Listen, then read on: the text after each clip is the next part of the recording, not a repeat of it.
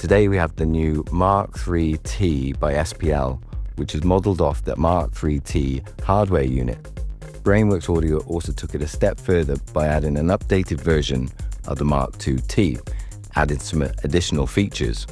So now in one plugin you can switch between two versions for different sound characteristics, and I'll be using both in this demo today. So one of my favourite ways to use this plugin is to process individual elements separately. So I've got an instance of the Vitalizer on the kick and bass. I've also got the Vitalizer on the top loops and another one on the synthesized pad. Now I'm going to run through each element, switching the processing on and off, and then we'll adjust some of the controls so you can hear the difference this plugin can actually make. With the Vitalizer on the kick and bass, so I'll turn the processing off. Let's just have a quick listen to it without anything.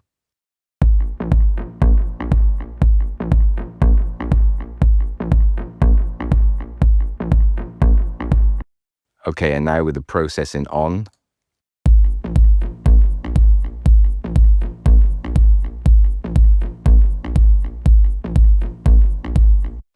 Okay, let's bring the hi-hats in now.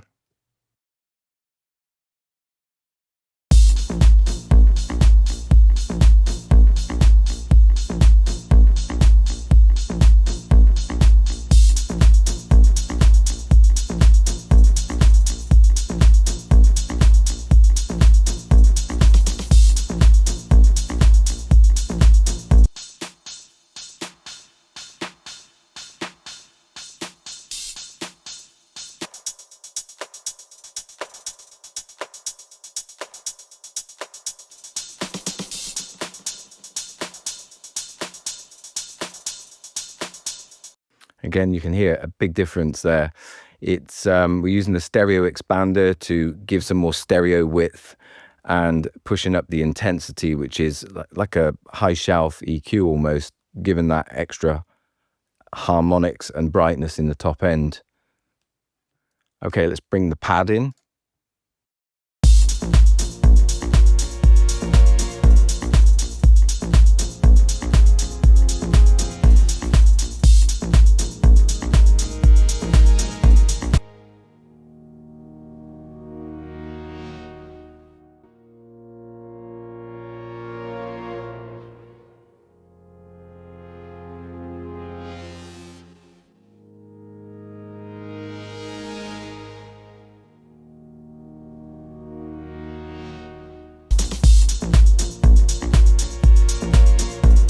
Again, you can hear the stereo expander doing its thing, opening up that pad, adding a bit more intensity, and yeah, brightening everything up, bringing it out of the mix so it's not just tucked in underneath.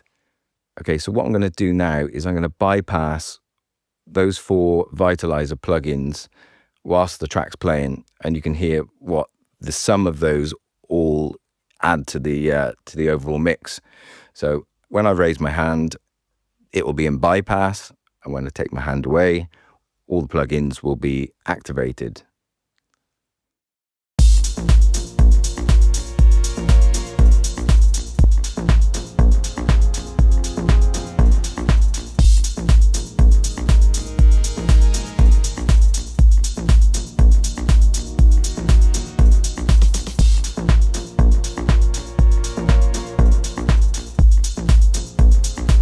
So a very big difference in a good way. I mean, it's adding all of that extra top end and bringing things out of the mix, holding that kick and bass together, but also giving me more headroom. So let's have a look at the peak level of the master fader.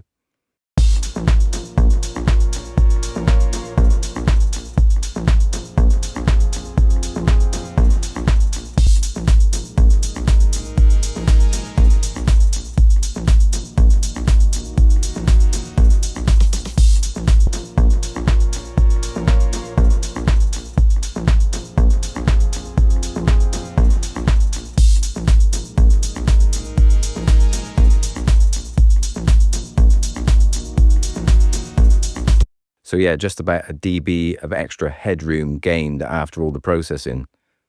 So next up, a synth loop, and this is where the Mark II used to really shine for me. Was it used to bring things out of the mix. You could keep cranking that intensity in the stereo expander, and it would just liven things up. So let's hit it in, let's switch it on and see what we can get.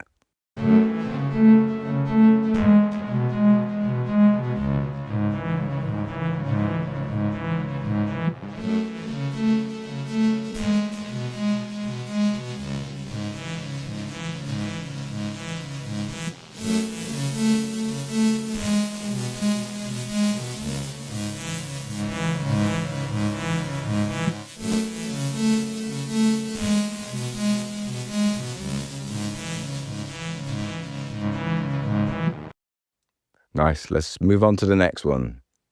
Okay, this next signal I'm going to process, it's a loop from our Sub 37 preset library. And what I want to demonstrate is the bass sound control here. Now, as you move it to the right, as it says it tighten things up. On the left, it will soften. Now, as I move it right, you will hear, get a bit more edge to that transient. It tightens it up, it brings it forward a bit, whereas the soft seems to like bloom it out a bit. It gives you more low end, but in like a blooming way. It's hard to describe, but use your ears and see the difference or hear the difference.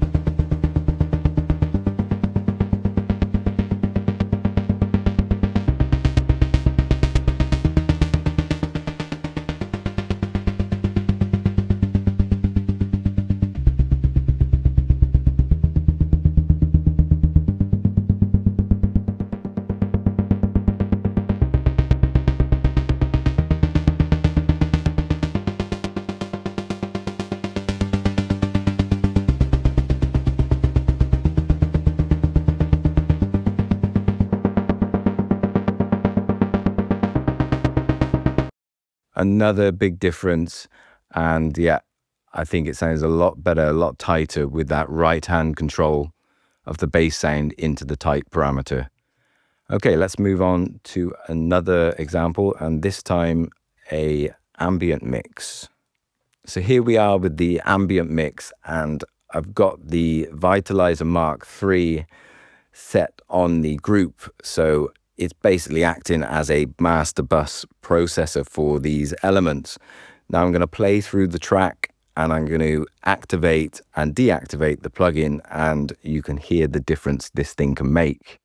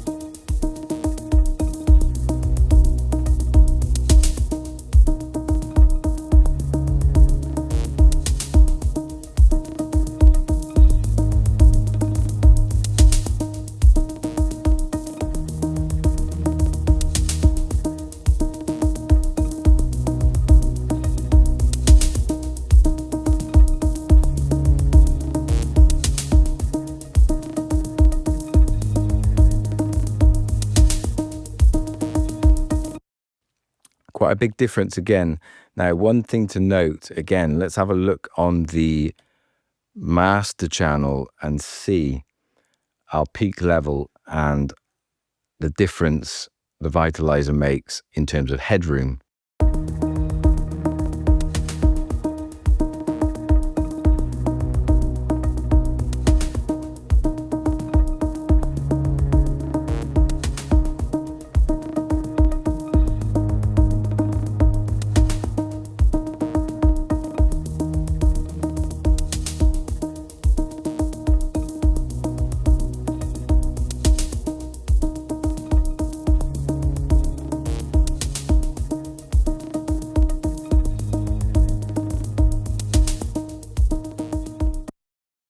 So for this final example, I've just knocked up this quick track idea, and I've got the Vitalizer Mk3-T on the individual elements again, because one of the favorite ways I like to use it.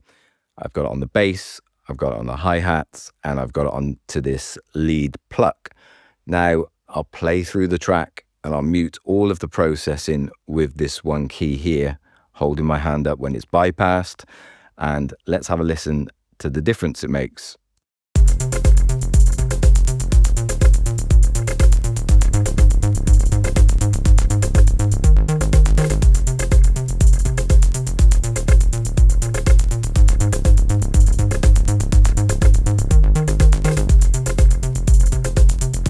Okay, let's open up some of these individual elements and see what the processing is doing.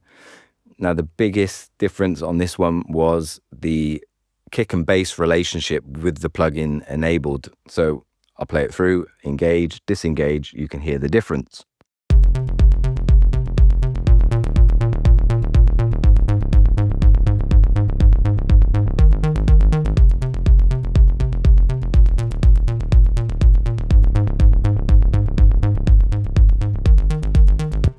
Big difference. They sit nicely together now. They're working together rather than against each other. And yeah, that is some sort of magic, voodoo magic in the low end with this tight control. Okay, let's move on to the hi-hats.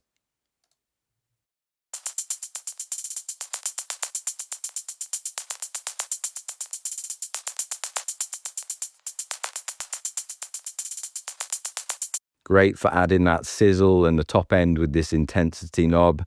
Stereo expander again, widening out those hats, giving a lot of space up there.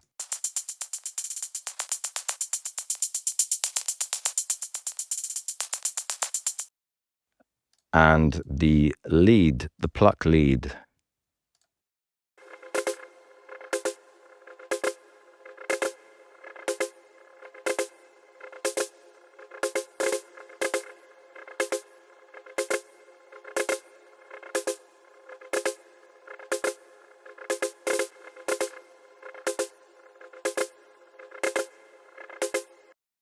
And all together again.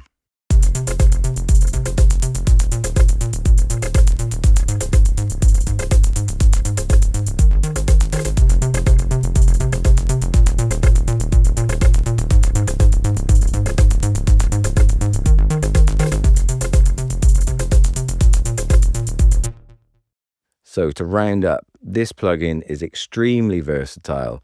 It's great for bringing elements out of the mix, it's great for stereo width, and it also makes things sit nicely together, like the kick and bass example. Now, I'd love to get my hands on the hardware unit and see if there's any differences at all between the software and the hardware. Maybe do a shootout, and if you'd like to see a video like that, drop in the comments below and we'll try and make it happen. And that's all for today. Thanks for watching, and I'll see you next time.